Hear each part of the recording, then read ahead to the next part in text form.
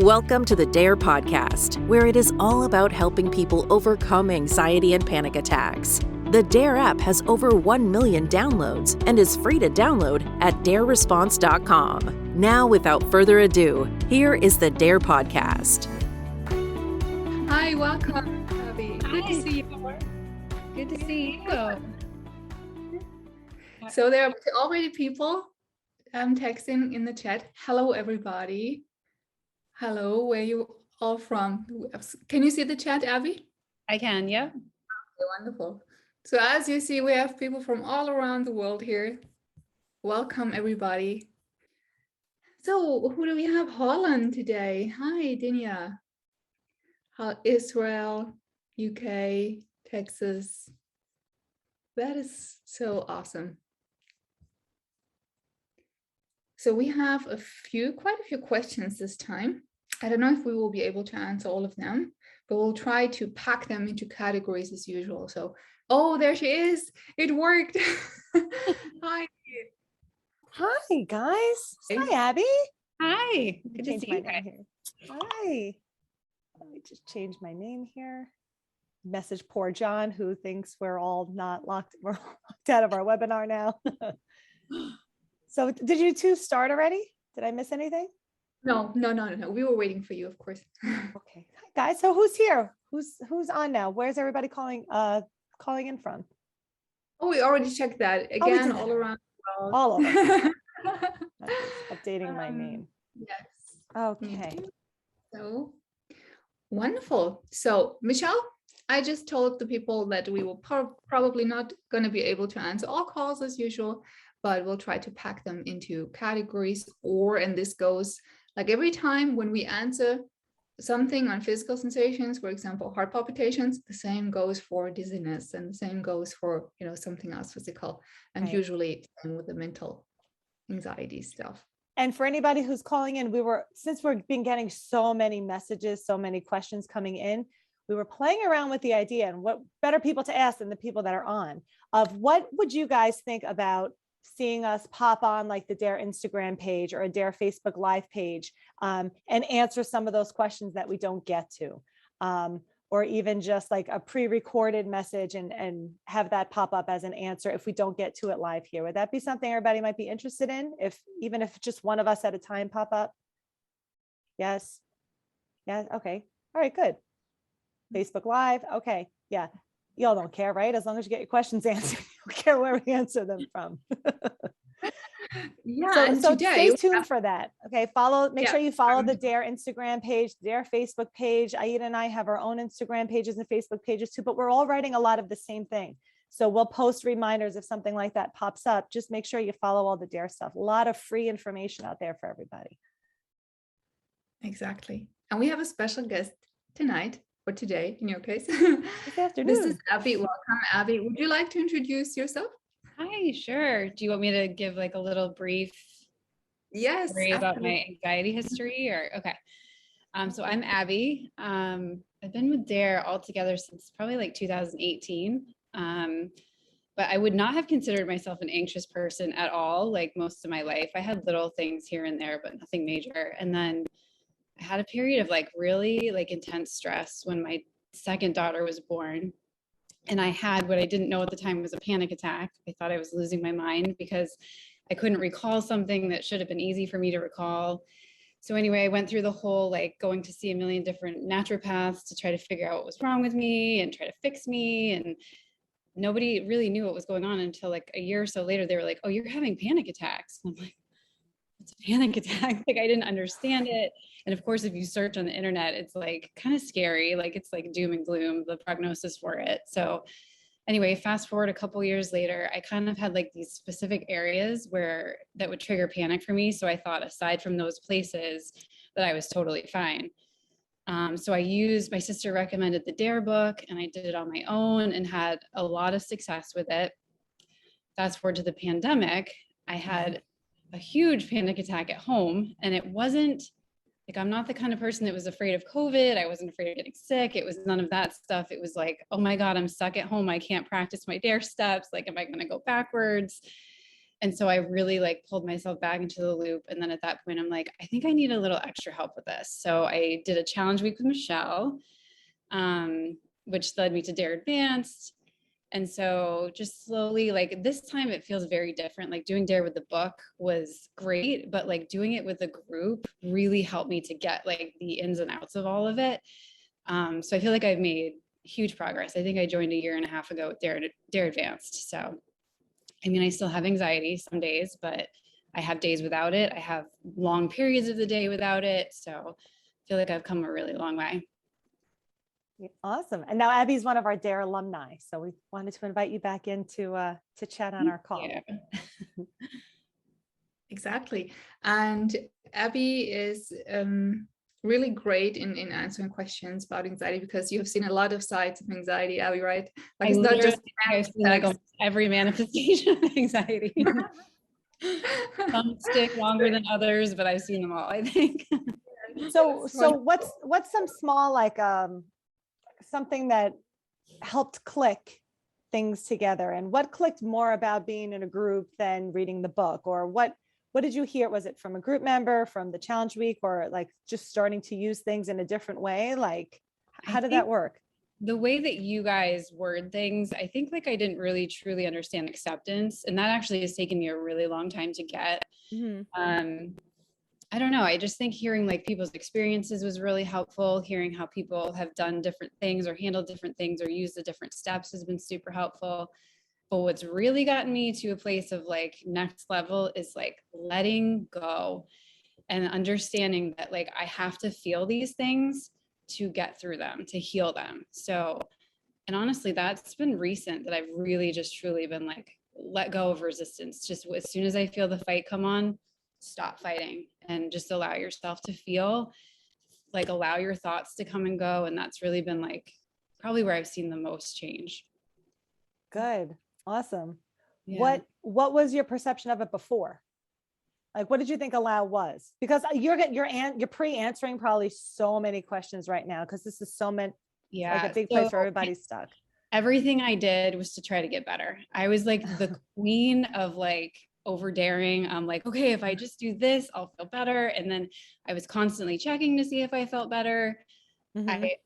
It was just like a bad cycle of like, I wasn't really accepting. I was accepting with the condition that if I do this, this is going to go away.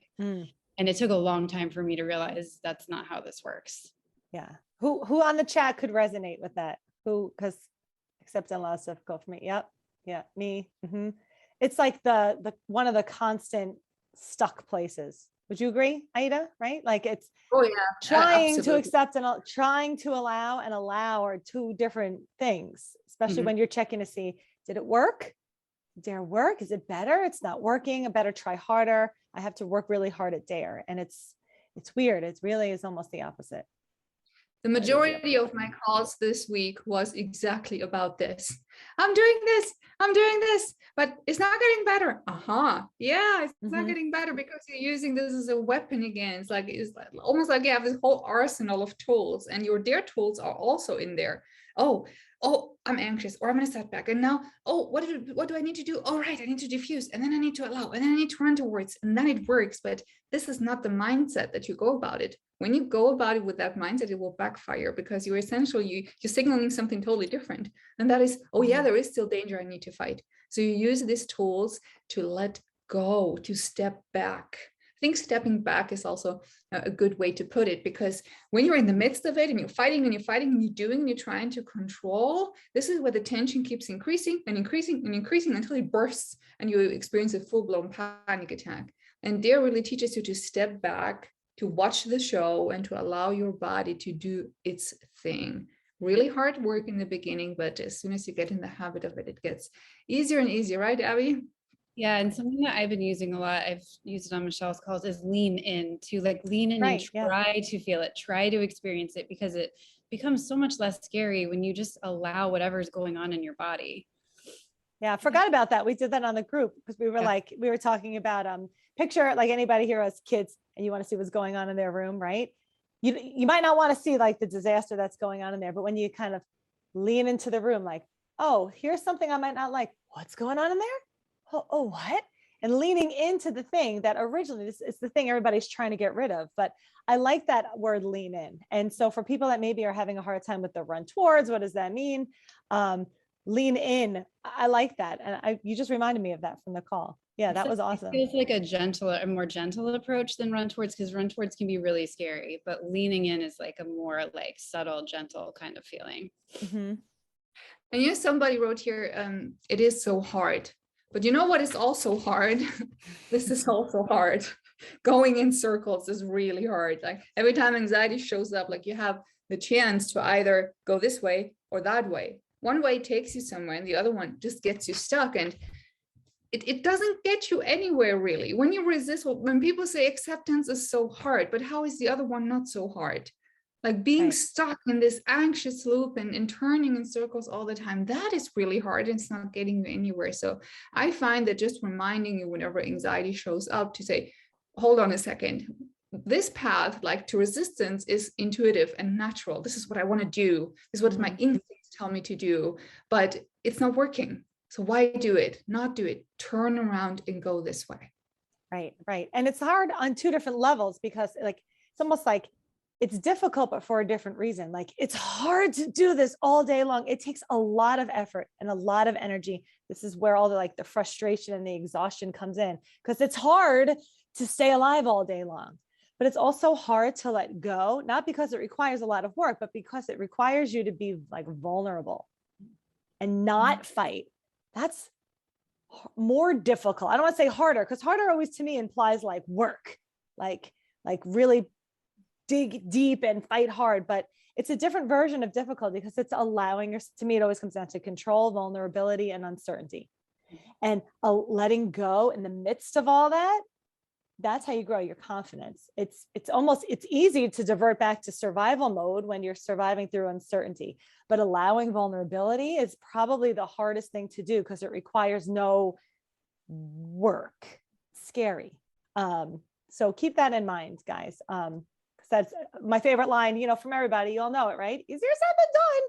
Right. That's why we have all the webinars, and we're going to have another one next week. We're trying to add 2 a month now instead of 1 a month, because it takes reminders to let go, not better get on all these webinars to do all the work and make all the progress. It's like multiple reminders to teach me how to like kind of shift into a different state rather than work harder.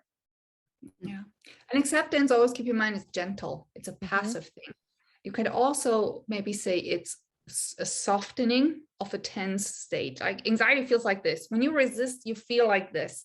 And acceptance and allowance just means softening that up a little bit, that response. And if you can soften it a lot, just do a tiny bit. And this is how you know that you are doing it right, meaning that you're in a working state, in a state of flow, is when you notice, or the sensation is still there, but the way I perceive my sensations is softer. It's not that active mode, I need to do something, but more that, okay, okay, it sucks, whatever, it is what it is, right? It's softer. Right. So notice that when your body changes a little bit. This is accept and allow is this. There's no resistance here. There's no tension. There's no fight. He's not trying to accept and allow. So this is follow the steps, like control and dare and diffuse and allow, and it's gone yet. And it's more like, that's why we use like the let go, the go spaghetti, the crumple, the melt, soften. It's a whole different set of vocabulary that we are just not used to that. We're used to like, tell me what to do and I'll do it. Yeah, but the best indicator is really always your body. Like your body's the theater of your mind. Like it's that stage. So when you notice your posture is changing, your body's becoming more soft. Good one, Aida. Oh, thank you. Put your quote up on there. Somebody type that in so I can message me or post that on the Facebook page so we can remember that. Did you make that up? What exactly did you mean? Like your body is the theater? Yeah. Stage? Like your body's the theater of your mind. I like that. I think I've heard something similar somewhere, maybe not in that wording, but I wouldn't want to take credit for it. Let me Google it. Give it to you today. So Abbie, do you want to stick around with us? Help us answer some questions? Because we only have like 56 of them. Okay. Sure. Should I start, Michelle? Sure. You want to just pick what, I mean, again, whatever we go through, we're going to scratch out. And if we can get around to it in between all of our other calls and groups, if you guys like the idea, we'll try and post quick little snippet recordings of answers to some of these questions, post them on the DARE pages. So stay tuned. And even if we post them as just written posts. Michelle, how about I read all the questions, one to you, one to Abbie, then I answer one, and maybe that's an easier structure? If I read the questions to you and you answer them? Oh yeah, sure. Yeah. Or pick one you want to start with. It's up to you. You've got a bunch to choose from. Hi team. So many times we talk about panic being triggered by things and in situations that pose little or no mortal danger. However, my particular anxiety surrounds driving on freeways. I find it difficult to practice exposure when experiencing panic and anxiety while driving poses a real threat to the safety of myself and others as the decision-making mind switches off. Any advice? And I want you to notice when I read questions, pay attention to the wordings, pay attention to things that you think yourself, but that you hear other people phrase this way all the time. My anxiety is different, right, than your anxiety. So that is one thing. And the other thing is what's really interesting, that the decision-making mind switches off when you're anxious and driving. True? Not true? Any thoughts? Oh, are you asking us or the chat? Yeah. Oh, you yourself. Like they're not writing back. I'm like, oh yeah, we're the ones answering the questions. It really doesn't. It puts you almost into better decision-making mode. I know, we all know the thing, the prefrontal cortex gets bypassed and it goes straight to the, we skips all that to the caveman thing. But really, this is the part of you. If there was a real danger happening on the highway, what state does your body automatically go in response to the danger? That exact state that everybody's fighting on the highway. It's the same thing. If there's a truck coming, you're not immediately relaxed. You get put into that state in response to the danger. The problem is we're being pre-put into that state before a truck shows up. And because there's no truck to attend to, we're now attending to the fear. And so try and view it as not as the anxiety that's the problem. The number one cause of problems with driving is distracted driving. And so it's, again, learning how to, something might grab your attention, but how much time are you spending staring at your anxiety and how you feel and allowing that feeling while you focus on driving? Remember, we're fighting the part of us that puts us in a heightened state to stay alive when there is an accident on the highway. And so, a lot of people make it more dangerous, but the highway's more dangerous. Or I can go in the I can't go in the left-hand lane, but not depending on where we are. New York, right? So I'll go in the right-hand lane, but not the left-hand lane because it's too fast. And if I freak out, I got to be able to pull over quickly. And so we're either attending to our panic or we're attending to trying to not kill everybody on the highway, and go with that mindset of my alarm might ring in the car, and then it's never up to me to attend to that alarm. We're not designed to attend to anxiety. We were designed for our bodies to send us anxiety so we can attend to danger. So feel scared and go look for danger. You're probably the most alert person out there. Everybody else is texting their friends and shaving their legs and doing whatever the hell else they're doing. And we're driving don't die, stay alive, right? So I remember my husband said to me one time, he's like, you're so focused and alert and you have so much energy, you could probably lift up this car. You're so in tune to driving. That kind of put it back in perspective for me. It's I'm not afraid of driving. I'm afraid of how I feel when I'm driving, but I'm so focused and I'm probably more safe than anybody else on the road. Exactly. And keep in mind that driving is a subconscious thing. Have you ever drove somewhere and you missed the exit because you were thinking about something else? Or do you think about how many meters before that turn you have to turn the wheel? You don't, you just do it. You don't, this is not a rational decision, right? This happens subconsciously. And it's the same when you drive with anxiety. You might feel different, but the way you drive and where all the instructions on how to drive is not affected by that, right? So keep that in mind. You're safe, and just check the news or ask people if anybody ever caused an accident because they were anxious. You just won't read it because it doesn't happen. Right. And remember one last thing too, notice how I feel and what I do are two different things. And they seem to be tangled up right in the beginning, like in the midst of it, but it's, I feel really scared and I feel like I need to pull over right now. That tiny little space at first. Do I? Why? Why am I pulling over? Are there bees in the car? Is there a truck coming towards me? Or do I feel scared? Am I in fear or am I in danger? If you're in danger, attend to danger. If you're in fear, notice fear, kind of like you would notice your kids screaming in the back seat. If they're just having a fit or they drop their Cheerios or whatever, you're not going to drive like this the whole time. You're going to notice it and then just keep looking forward. Right. And so remember, I can't choose how I feel, but I can choose my actions. I have to get off. Do I have to get off? Because I have to get off for emergency situations. So pay attention to how you feel and what you do. And also go back into notice mode. Wow, I notice I'm feeling really scared right now. Even take the word anxiety off the page. We have somebody in Dare Advance who I loved it. She posted that she wasn't using the word anxiety anymore. And it's kind of cool when you take that word out because we shove everything into that category. Oh, my skin's a little dry here. Is that anxiety? Oh, is this anxiety? It's be specific about what I'm feeling. My chest feels a little tight. My heart is racing. I feel a nervous feeling in my stomach. I also notice it's really nice out. I notice I'm also hungry. And then you get to zoom out and put it a little bit more in perspective rather than the one feeling I don't like. I can also notice other feelings. I can notice the song on the radio. I can notice my speed limit. I can notice that red car that just drove past me. Then you switch from survival mode back into observational notice mode. And when we say anxiety, for most people, it's almost like it's this mysterious big thing, the monster behind the door, an illness, something that is doing that to you. But in a clinical sense, anxiety is a label for a group of a behavior and a thinking pattern. It's not the illness itself. So the anxiety is your destructive behavior and destructive response to it. So there is no anxiety that has a life of its own.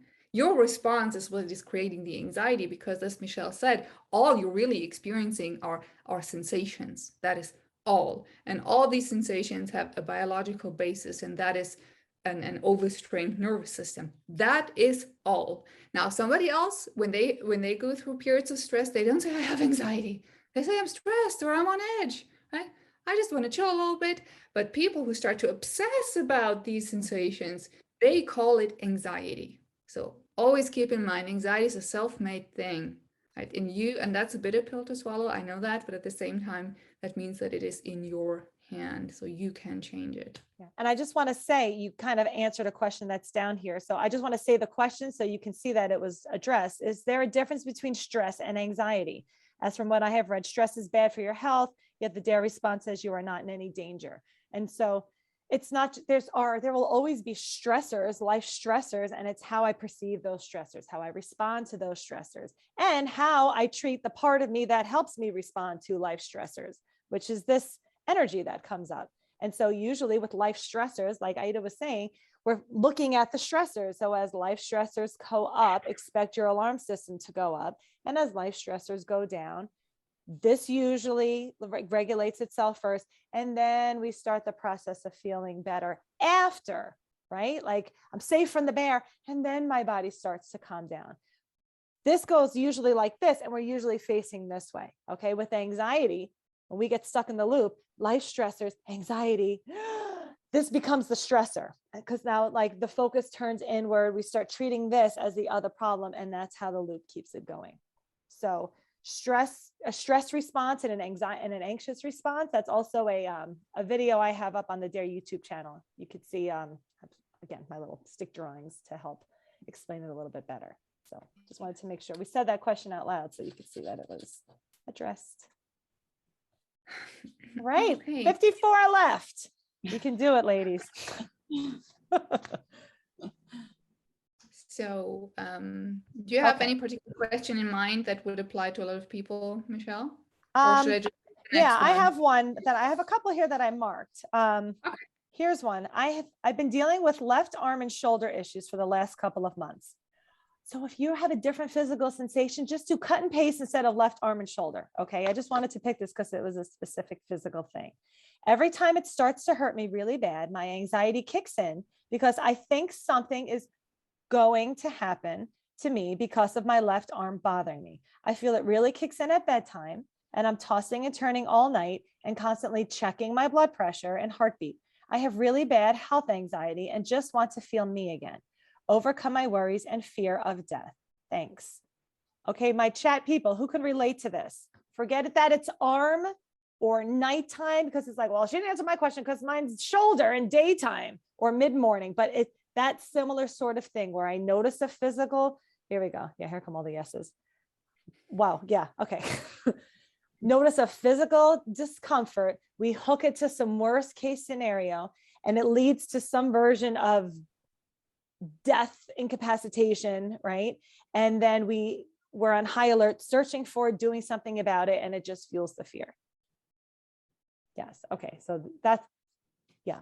Oh, how I can relate, yes. So that's why I wanted to mention this one. So all yours, ladies. Yeah. Abbie, would you like to respond to that? Sure.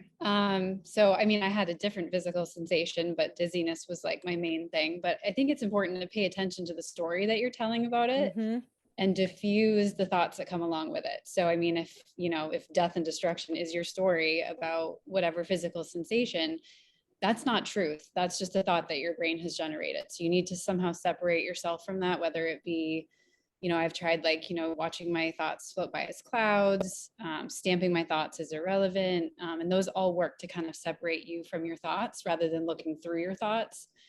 And also, depending on the situation, running toward your worst case scenario was really huge for me. So whatever it is that you think your pain or your sensation means, run toward it. Ask your anxiety to bring it on, because it never can, it never does. And it kind of breaks that illusion that something terrible is going to happen to you.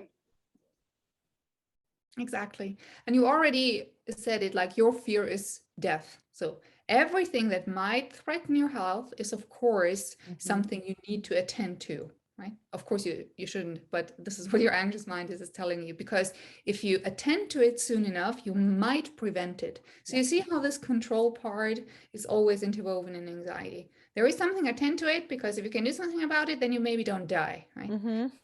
It's a very smart mechanism, because if it's real danger, then yes, please attend to it and help yourself. But you know that this is just anxiety. And when you know it's just anxiety and you have had your health checked and it came back with a clear bill, then by all means do what Abbie just said. Tell anxiety to bring its worst and say, you know what, I'm ready to leave this earth tonight. If this is a heart attack, then let's do it. This is the fastest way to get rid of this fear. Now, if this is a step too far for you at the moment, I would suggest that you create like a chart in your head where one part is a red zone, a gray zone, and a green zone, right? And the green zone is where you're completely comfortable, you have no pains and aches, and everything's just perfectly fine. The gray zone is you have a little bit of a headache, maybe digestive issues, all these small things. And the red zone is obviously danger. And when people with health anxiety, there's no gray zone. It's either perfect health or terminal illness. It's go back and forth with this and that. And when a thought comes up, oh my God, what if this pain in your arm is this going to cause you a heart attack?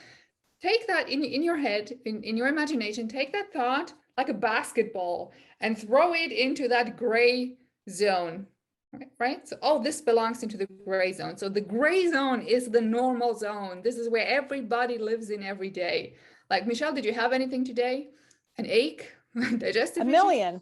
A million. We're in Michelle, in that fun position where I notice all of them now, so I can share them on the group call. Yeah. Thoughts have been my thing. So now I've been noticing all these weird thoughts. So I could talk about them to normalize them.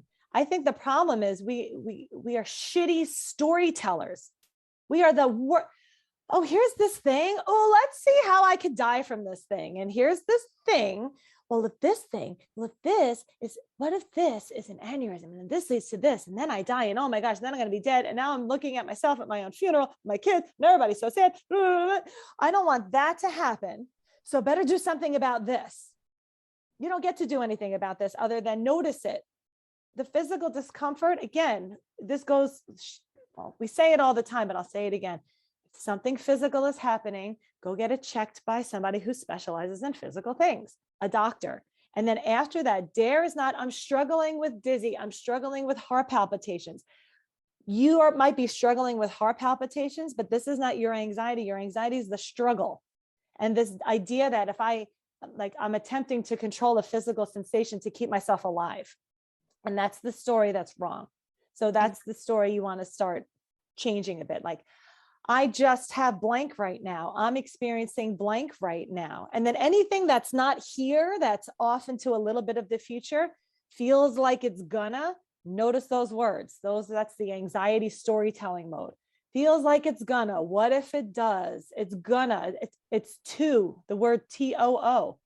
My heart's beating fast. My heart's beating too fast. Oh, so what did you do? Did you perform open heart surgery on yourself at night? No, I just kept staring at my heart and making myself more scared and staring at it more. And so it almost kind of just keeps us in the cycle, thinking we're being productive and proactive by looking at the part of us as if we're preventing danger, just keeping yourself in a heightened state. So you kind of get to choose.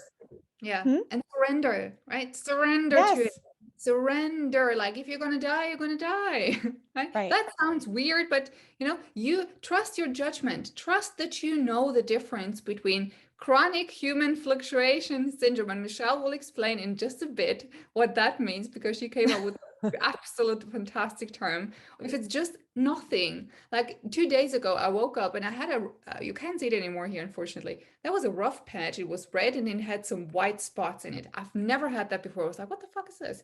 And so I was like, oh, there is this great dermal app. I was like, oh, for fun, let me scan this. I scanned. Do you know what it was? Of course, it was cancer. Instant death. It's usually instant death. Right? Right? So now I would be an anxious person. Of course, that would be absolutely crazy. So I said, I'm going to wait and see. If it gets worse, I'll go get it checked out. If not, it's probably, what do you call it, Michelle, in short?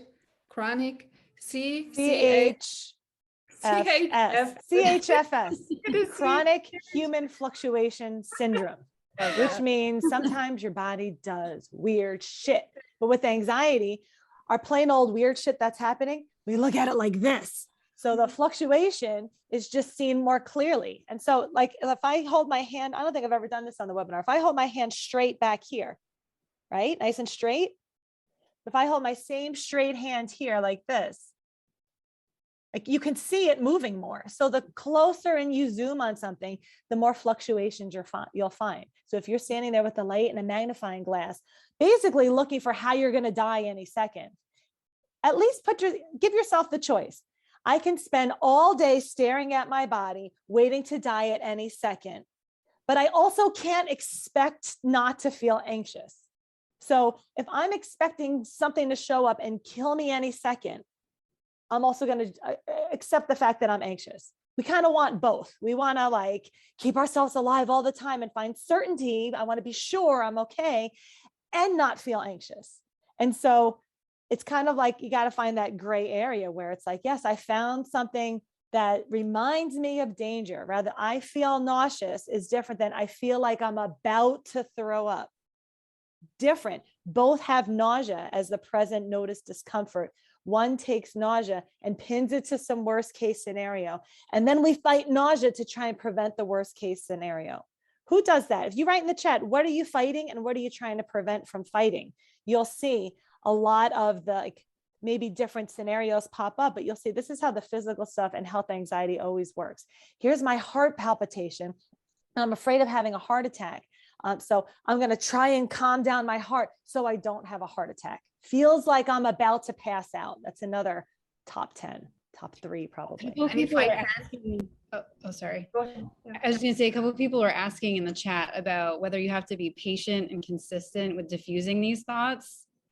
1000% yes. We're not good at that either. Patience is not our virtue. Yeah. But do you know what's even more important than diffusion? Stop the things that are making it worse. Right? A little bit tough love here. Health anxiety. You're going to have these thoughts. Your anxiety is going to get triggered by every little sensation. but you are the one who goes on Google. You are doing that. This is your decision every time. Remember, you are choosing to take that turn into that roundabout and to stay stuck here. So next time, just don't try to just be with that tension, with that anxiety that comes up with uncertainty, and choose to say, you know what, I'm just going to wait 3 days.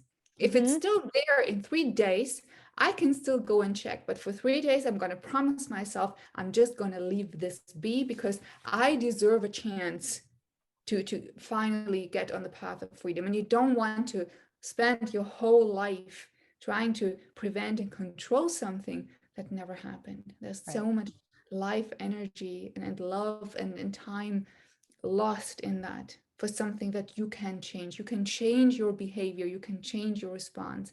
Maybe not the anxiety, but that you can. That was actually a game changer for me, was to stop looking on anxiety forums and stop checking in all the time on Google searching. That was huge, because it was in my mind all day long, every day. And when I stepped away, automatically I noticed my anxiety level dropped. Right. Because it sends the same message of there's a problem and I need to keep searching and scrolling. And if I could just find the right person that says the right thing, then something will click and then it'll all go away, and then I'll feel better, and then I'll be better able to accept and allow. And it's that behavior is actually what's fueling the problem. And so it's almost like somebody wrote this great post. I have to go find it in one of the Facebook pages, is like anxiety is something that heals itself when you just sort of leave it alone. And she was like, I spent years doing the opposite, like trying to heal and making sure I do the right thing and take my vitamins and do this and exercise. Yeah, those things are good. But if you're trying to do it for anxiety, it just keeps the focus on anxiety, which is the problem. Exactly.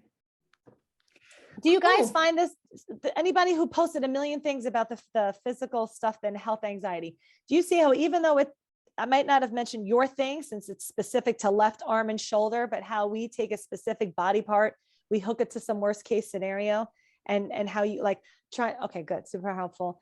Like trying to control my breathing because I don't want to die. So I'm going to spend all day trying to control a part of me that doesn't need my control. Just post this there. Okay. I'll try and find that, Amar. I'll try. It's there somewhere. I have to go find it.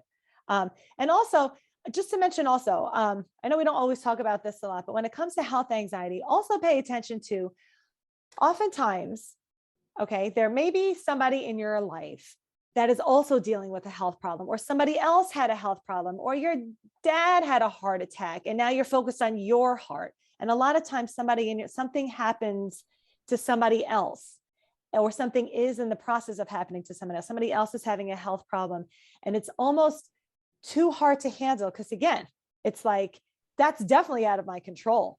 I can't do anything about this person's health condition. And we almost think, well, maybe I can just take a look on mine. I'm going to try and control my child has a health condition. And so like, I'm sorry to interrupt myself, but I love this post. I thought you guys were me in the first webinar, but I see that the tough love is really well balanced with the compassion. Thank you. Because it's to kind of be firm with yourselves too, to say, wow, I'm doing all this stuff to feel more in control. I feel vulnerable. Things are uncertain, and I'm trying desperately to hang on to something to feel better. And healing from this is to allow yourself to feel, not to eliminate the feel. So keep that in mind too. If anybody's dealing with life situations, notice if you maybe are like kind of hooking it back into yourself. My wife's can't diagnosis. Yeah. So this is something that comes up a lot. We don't really talk about it a lot on the call so much, but just, it's something to be mindful of. Oh, this person's going through a treatment for this, and now I'm in a heightened alert for that particular part of my body. And now I'm trying to somehow prevent what's happening to them from happening to me. Just to help you with your why. It's still the same now what, but just to help you understand the why. Cool. So next, Michelle, you had some questions marked. You want to go with them? Sure. Okay. So I marked another one here. How to apply DARE response to agoraphobia. So this is another one. We talk about exposure therapy and doing it the right way. Anybody dealing with leaving your house. And I really wanted to talk about this too, because sometimes the world's opening up, sometimes the world's closing down, and then it's open, and then it's open, and then it's closed, and then it's kind of open. And then again, we get used to what we get used to. And so things are opening back up. People are now, there we go. Yep, here. Okay. So getting out, right? Or like home is base, right? I go out and I feel scared. I feel vulnerable. Home is safe. So how do you apply the DARE response to agoraphobia, which for anybody who doesn't know, it's usually either the fear of being away from your home. Oftentimes it's tied into like the fear of being around too many people or open spaces or away from your perceived safety zone. Abbie, would you like to respond? Sure. I didn't have agoraphobia, but I was this close. If I hadn't just like forced myself to just go do things feeling uncomfortable. So my best advice is to start small if you're afraid of going into public spaces or driving or whatever it might be. So pick a goal to maybe go into a store that you haven't been in, maybe go in and get one item the first time. Allow how you feel, diffuse any anxious thoughts that pop up, but stay, like don't run out on anxiety's terms. Stay the amount of time that you allot to stay in that store or whatever your plan is, stick with your plan so that you leave on your terms versus anxiety's terms. But just keep practicing, keep going out, keep taking the next step. Exactly. And what am I going to say? Where to start? There's so much to say, and actually so little to say, right? Look, there are two things. So people either fear that they're going to die, and that implicates that the sensations and your own stress system wants to kill you. And the other thing is, or the other situation is, people know they're not going to die, but they just hate the feeling of anxiety. Right? Yeah. It's just really, I don't want to be comfortable, like I'm more comfortable here. So have a think, what type are you? If you are type A, meaning that you still believe that anxiety is going to kill you or the sensations, well, think about it that humanity would have had such a short history. Your stress system is there to keep you safe. And it's only firing because you label these things as dangerous. So there is no way around than for you to go out there and relearn. There is no way around. So this is, again, a little bit tough love. You have to make that decision. How do you want to live the rest of your life? Because you either stay there or you go there. There is really no alternative. And choose a path. And as Abbie said, build your confidence slowly. If this is what you feel you need, if you feel you can't take too much in the beginning, start slowly. Make kind of like an anxiety hierarchy where you say, okay, the easiest thing for me is to go to maybe to a shop and buy just one item. And the worst possible scenario would be me going to a concert alone or something like that. And then build your way up to do this and then do that, do this and do that, if you find this easier. Now, if you find that this takes too much time for you, just go out there, allow anxiety to be there and demand it to bring on a panic attack, and really ask anxiety to do its worst, because you will always find that it is only unpleasant, but nothing more. Right? And if you're the second type, same question applies.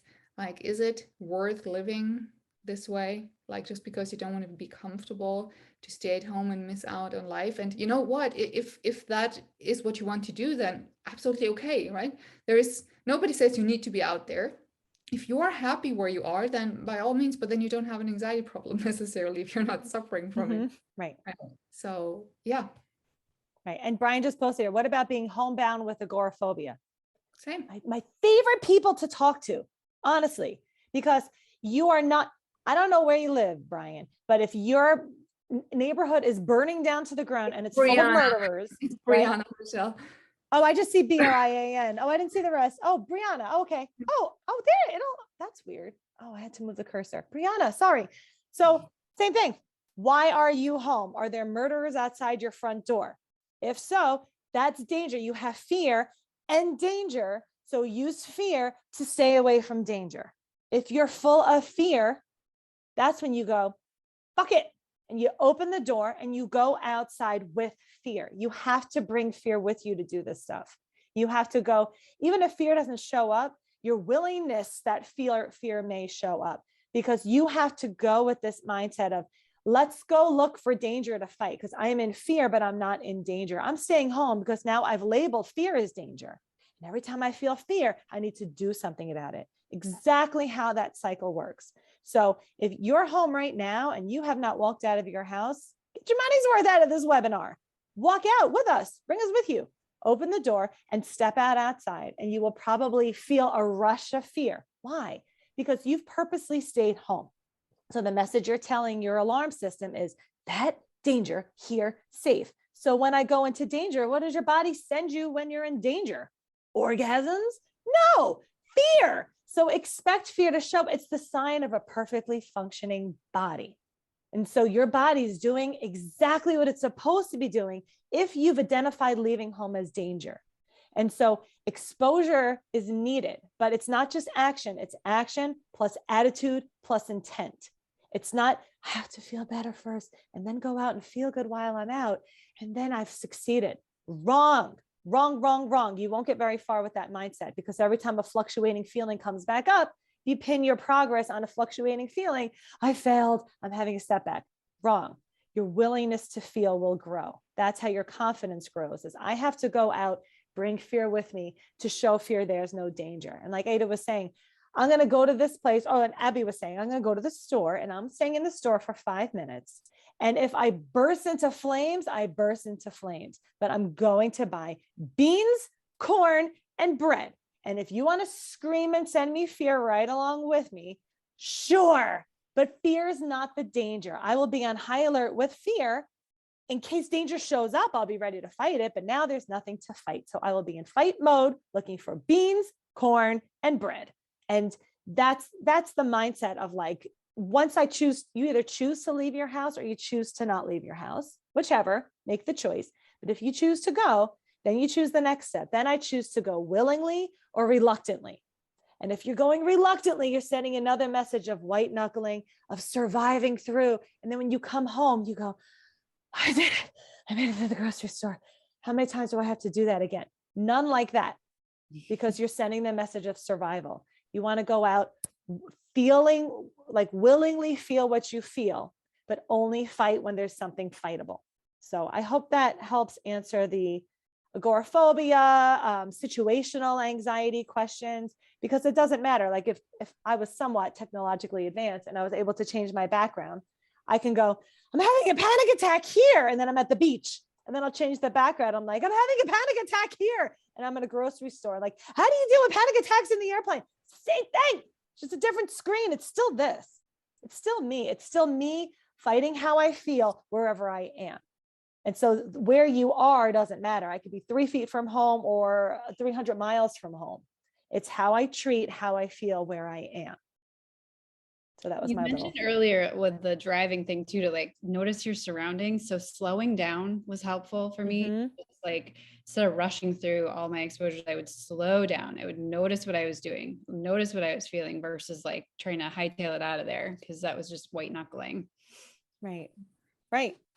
Because if your alarm's telling you, speed up, get the hell out of there, Abbie. Oh, do I have to run? No, there's no danger. So I'm purposely not going to run. Or if your alarm is telling you, slow down, you might have a heart attack, go slow. Or you might have a panic attack, don't freak out, go really slow. Speed up. It's almost like if your alarm's alerting you to danger and telling you to do something about the danger, find the danger first. Don't just blindly listen to your alarm. Don't just flee because you feel like fleeing. See if there's something to flee from first. And then flee if you found something to flee from. Exactly. I have one question, because I think this applies to so many people. How to address intrusive thoughts of losing control and going crazy. Everybody in the chat, who ever feared losing their mind, going crazy, freaking out, kicking children in the street, doing something totally inappropriate, like in a meeting, standing up and screaming something really nasty at the people there, right? Or while driving, or being in the train or in the plane and just like smashing windows and jumping out, or so yes, 100% my world. Yes, right. This is so you that see, one always guys, blows up the chat. Always. Always. We say the best till the end. Intrusive thoughts. Exactly. So intrusive thoughts let me first respond to the going crazy. Why do so many people feel they're going crazy? And there's one simple explanation for that, and that is there is no context for your anxiety. When you see that a leopard is chasing you, and then you feel high anxiety and panic, you know, oh, it's that thing chasing me. So you know why you feel this way, right? But when you feel like that out of the blue, your anxious mind's like, what the fuck is going on? There's no context. So, and then you become the context. Oh, if it's no external danger, then it must be your mind. So maybe you're going crazy, maybe you're losing it, maybe you're developing schizophrenia, and all of these other things. So, and you then go, oh yeah, what if? Now, let me really monitor myself if I'm showing first signs of schizophrenia. And of course, people with anxiety, they're fixated on the positive symptoms like hallucinations and grandiose ideas and, you know, visual hallucinations, all these things. And they're like, oh, did I hear something? Was it a hallucination? And a lot of people, Michelle, you've heard this too, I'm sure. They're like, what if my intrusive thoughts are not thoughts, but they're actually voices? Yeah. Voices, right? Oh no. Or it's phrased slightly different, but I didn't hear, what if I kill somebody? I just thought kill, or I saw the word kill, or I felt like my hand moved while I was by the window. Does that mean I felt like I was just about to jump out the window, or I was just about to drop like some racial slur in my office meeting, a word, things I would never say ever. Oh my gosh, felt like I was just about to. That whole, does that ever come up for anybody too? Like, felt like I was just about to say something impulsively, and now we're purposely over controlling, trying to never do anything impulsively. Exactly. Yeah. You know, there's all this energy and it is stuck, and you're there in a meeting or somewhere where you can't, you know, just run or exercise to get that excess energy up, but you have to be there and just like be calm and composed, but you have all that energy that is stuck. So your mind tries to make sense of that and bombards you with these thoughts like, oh my God, this is the point, just a little more, and you're going to explode, and you're going to do that weird thing. But of course, I mean, look at your history. Did that ever happen? Ever? Like, no, it doesn't, because it doesn't happen. It's just another thought, and just because there's no context. So my advice to you would be that you always give your mind context, right? When you have that thought of, oh my God, what if I lose my mind? This is getting too much. This is not just anxiety. This is much more. To say, you know what? No, this is just panic. This is just energy with nowhere to go. So you know what? Let's take this energy, go to the gym, burn it off, do something with it since it's there, but don't allow it just to be stuck there, like in wreak havoc. Right. Giving context is really, really, really important. So keep that in mind. And even just to add another simple layer to it, it's still a what if. So it doesn't matter the content of that what if. What if I go crazy? What if I grow a horn out of my head? Well, then I'll have a horn out of my head. Oh, then I'll go crazy. And guess what? It won't be my problem anymore. Really? That's somebody else's problem. If I have no control over myself, nothing else for me to worry about to control. And that's what we're trying. We're trying to pre-control losing control. And so we just stay in control to avoid losing control. You were not losing control to begin with. And so use that as an idea of the future. Oh, yeah, that would stink. I don't want that to happen. Well, let's give it 5 seconds. Here's fear, ready to fight something. But then usually the answer is, but Michelle, then it'll be too late. Well, then it'll be too late. Then I won't be able to what? To stop psychosis by thinking about psychosis? Come on. We all know we're not going to prevent a heart attack from staying inside and not going outside. Or I'm not going to not go crazy by stopping at exit 20 and not exit 21. Because exit 21 is where I get full-blown schizophrenia. We're attending to fear. We're taking fear and a shitty thought of the future, and we're sealing them together. And then this becomes our perceived danger that we fight. And so that's why it always comes down to the fight. What if? Oh yeah, there's one. There's a what if. And so it's not even so much about the crazy. It's how I treat my imagined future, because it's not here. It's anything that's 1 second to forever into the future is a what if, and all gets treated the same way. And Aida, I just wanted to add a question that goes right to yours too. Hello, for intrusive thoughts, will there always be a residue or reminder of the content of the thoughts, even if anxiety is very low? Hope that makes sense. So I think that ties in well to the question you just said, we just talked about.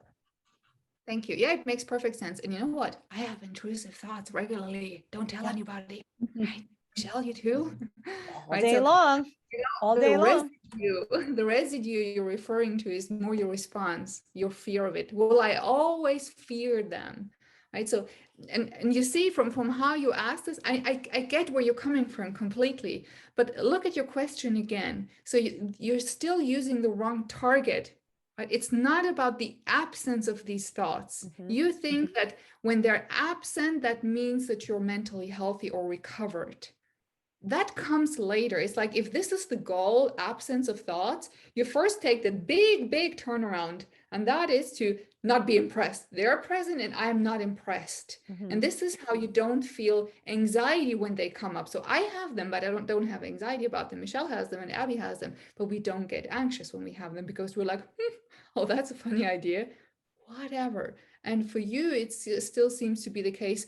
They're coming and you're like, you still get the jolt of fear. And this is where what people usually refer to when they say, oh, it's still there. Like, it's less, but it's still there. So the adrenaline whoosh that comes with intrusive thoughts is what is still there. And this is something you have control over. So when you notice an intrusive thought, make light of it. Like, oh, you know what? That's a boring idea. Right? I've heard this one like 1,000 times. Come on, bring up something new. Always leave your door open. Don't engage too much with them. See them for what they are. And always use the level, not level of impression, but how impressed are you by your anxiety?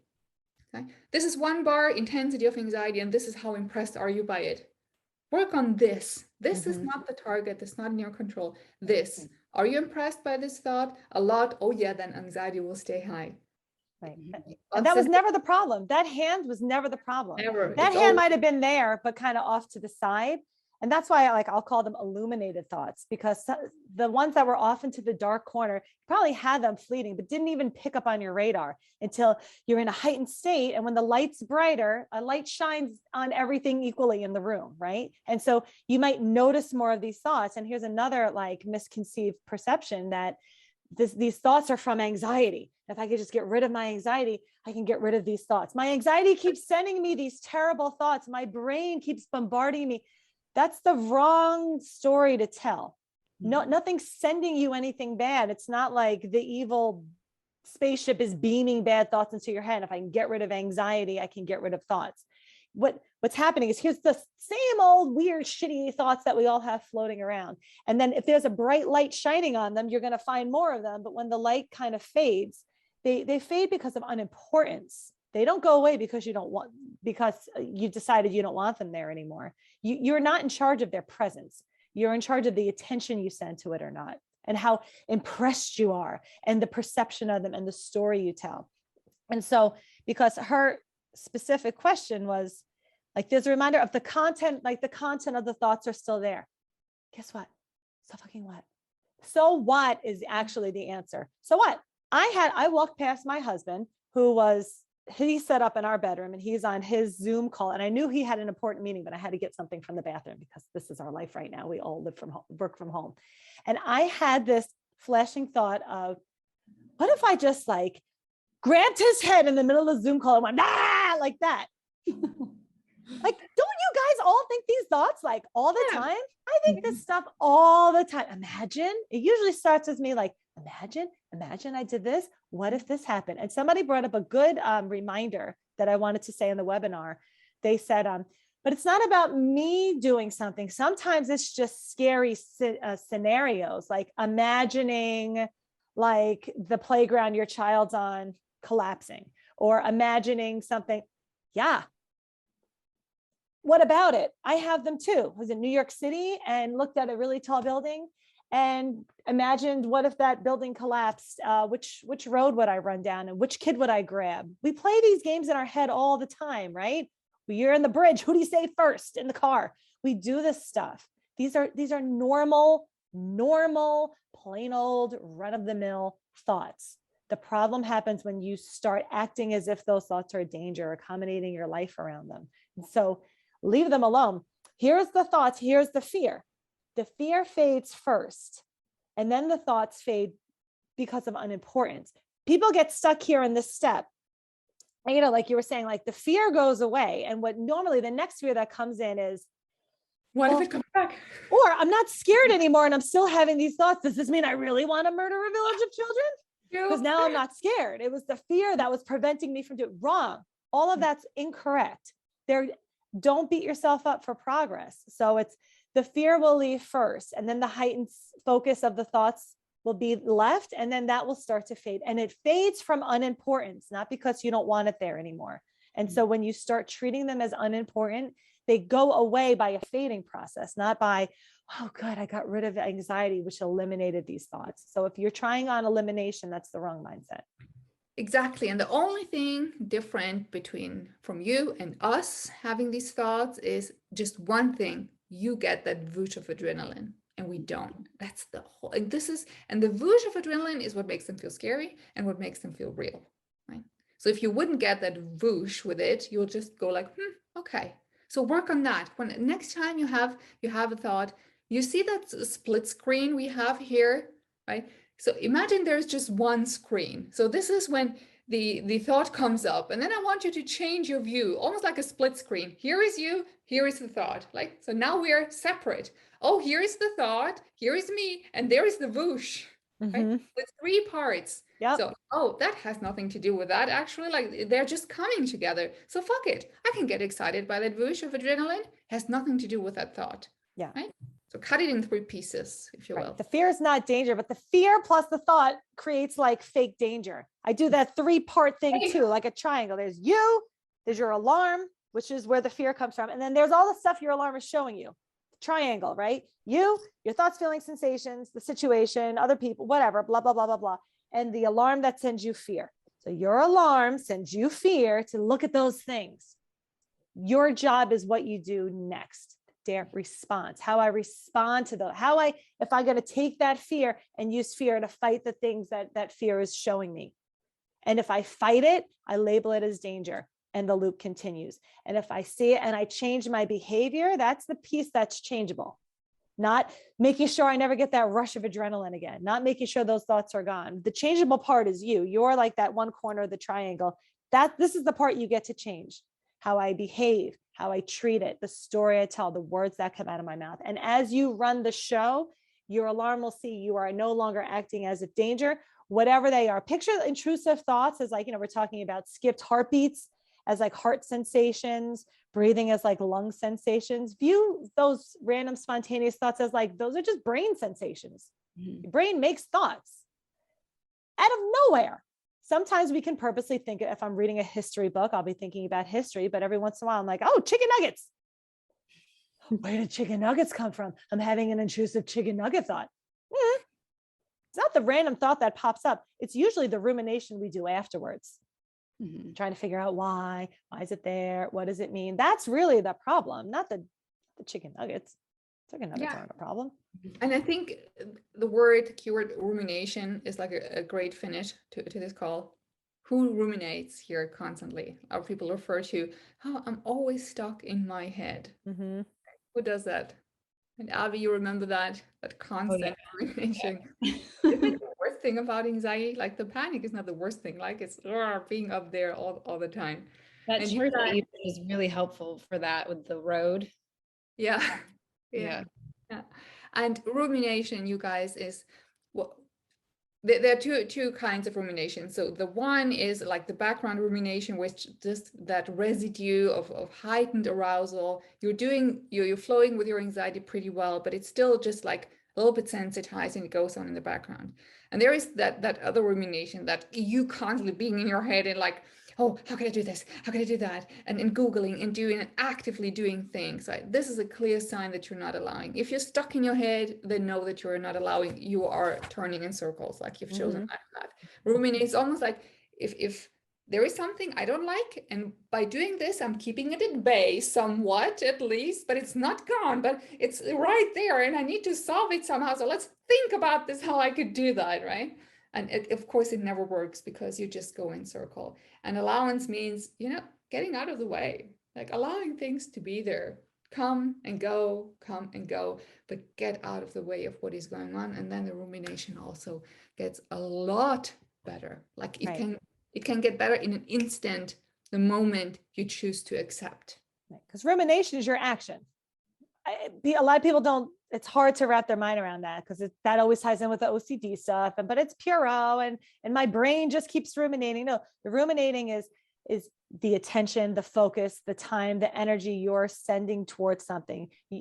So like rumination just means to think deeply about something. It's not inherently good or bad. It's an action. But what are you spending your time thinking deeply about?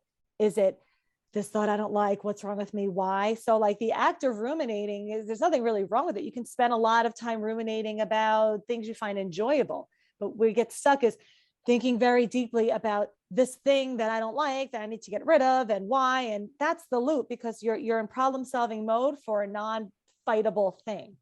And so is all of this time I'm spending thinking deeply about this helpful? Is this useful? If it is, I will continue. If it's not, I will not continue. Or I'm going to continue it for 15 minutes and I'm going to set the timer on my phone. Little ways you can take charge of, like, this is a habit thing. Rumination is a habit. This is not the out of control part. The random thoughts that pop up are. And so it's how I treat them afterwards. And so I hope that helps with rumination. If you're engaged in your head, you're not engaged in life. Exactly. So you get back into life, and you may have to redirect your focus 100 times in a day, but that's how you're going to get out of the rumination cycle. Right. Yeah. And knowing that rumination doesn't, like, this can still be here while I decide to think about something else. I'm not thinking about something else to not think about this, or to check and see if this is gone.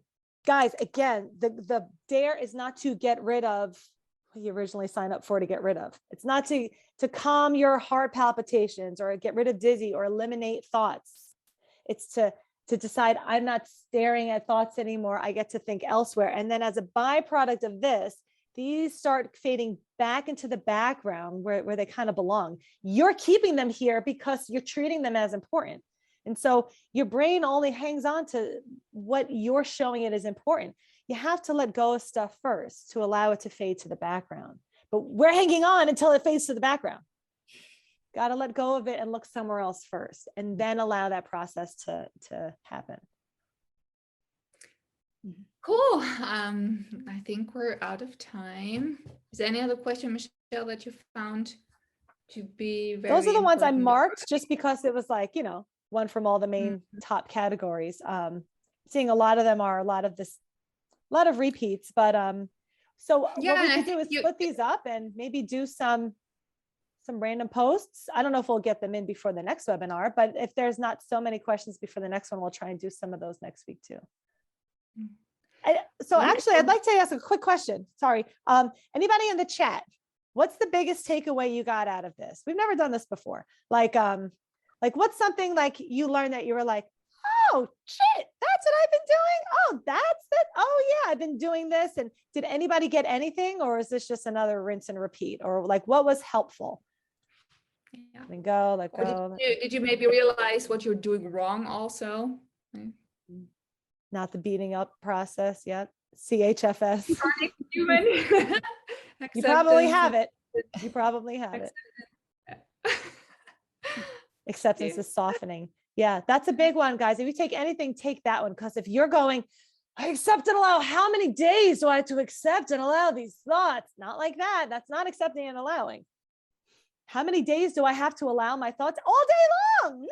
It's not like an active thing. It doesn't require energy. It requires like a little faith, a little trust in the beginning, and then that builds on to grow confidence. But it's learning how to, like, let go means soft. It means release. It doesn't mean hang on until it disappears. Exactly. Cool. And maybe just, sorry, I saw something that I need to respond to. Exhaustion, depletion, depression in the context of anxiety. Like, depression is a big thing, but in the context of anxiety, also feedback that you're not accepting, because this all the time is super, super exhausting, doesn't get you anywhere. And that leads to depression and feelings of hopelessness, because it's like, no matter how hard I try, this is not working. Something is really wrong with me, or I'm an idiot. I just can't do it. Other people seem to do it. This is not the case. You are using the wrong tools for the wrong target. Okay, so maybe listen to this webinar again, listen to the book again, read the book again, and see if you are using any of these things in order to get rid of. Because usually that moment people get it, where they flip the switch and they really accept, their energy comes back. Because you're using all that energy to fight, and you still have a life, you have a family or kids to take care of, you have a job, but that takes energy up too. So of course you're depleted at the end of the day. Right. Because that feeling of hopelessness comes along with, but I'm doing all this stuff and I still can't get rid of these thoughts. But I hope this helps clear up that you were never meant to get rid of those thoughts. That's why you feel so down and sad and depleted and hopeless in the context of anxiety, right? Not talking about all depression in general sense, which is a whole nother webinar. But like, it's like, well, of course I'm going to be frustrated if I think I can do this and change the weather, and I do this every time it rains and the weather's still the same. I'm going to be tired and feel like what a useless use of all my energy. And what's the point of doing all this stuff if I still feel? And it's learning how to say, we didn't really address feelings, emotions on this. It's the same thing as thoughts and sensations. My feelings are here. I'm not responsible for the feelings that show up. I'm responsible for how I treat what shows up. And so that's what's in my control. Cool. So Abbie, you mentioned Dare Advance in the beginning. Just a friendly reminder that Dare Advance is a group coaching program that we have. It's the one Abbie mentioned in the beginning. It's only, I don't know, what is it? $30 a month? $1 a day. That's what I told Barry. We're going to do that. The new $1 a day. $1 a day. It's like nothing. What else has cost you $1 a day? Yeah. And if you would like to see more of this, like it's exactly this setting, isn't it? Right? Yeah. Just talking about anxiety, about all things anxiety, you can pick 3 out of 5 calls a month. And it's a really, really cool bunch of people. And you get the app included, like you're a premium app subscriber if you're in the chat, right, Michelle? Yeah. So yeah, everybody here already pays $10 a month for the app. Dare Advance includes the app and these webinars also, and Dare Advance, which are group calls that I run, Aida runs, Barry runs one of them a month. They are recorded. You can access them. It's a private Facebook page. It's not just a Facebook page. It's like a little family. It really, really is. And like, I'll never forget the people in Dare Advance. Yeah. And you can ask questions, or you can just listen to the calls. It's definitely cooler than just texting something in the chat, although this is cool too, of course. Yeah. Anyway, you can find all about Dare Advance on the website. Sorry, Michelle, did you want to add something? No, I was just answering that question. How do you sign up? It's not on the app yet because we try and keep the numbers a little bit lower. We're worried if we put the link on the app, we'd have like suddenly like 1,000 Dare Advance members. It'd be a lot all at once. So if you go on the website, dareresponse.com, you can find underneath programs, you'll find Dare Advance. Exactly. And this webinar will be posted on the app and will stay online for a month, I think, right? It stays on the app for a month, but then what we're going to do is they'll always be accessible on the Dare Advance page. But what we do also is we take chunks and bits and pieces out of each webinar, and then little bits of like the highlights are going to be posted on our YouTube channel, accessible to everybody. And then I believe the full recordings will stay forever on the Dare Advance pages. I think we have like the capacity for it. Wonderful. Thank you so much, Abbie. Thank you for attending. It's great. Thank you for having me. This is fun. Thank you for listening to the Dare podcast. The Dare app has over 1 million downloads and is helping people all around the world to overcome anxiety and panic attacks. You can download the app for free at dareresponse.com.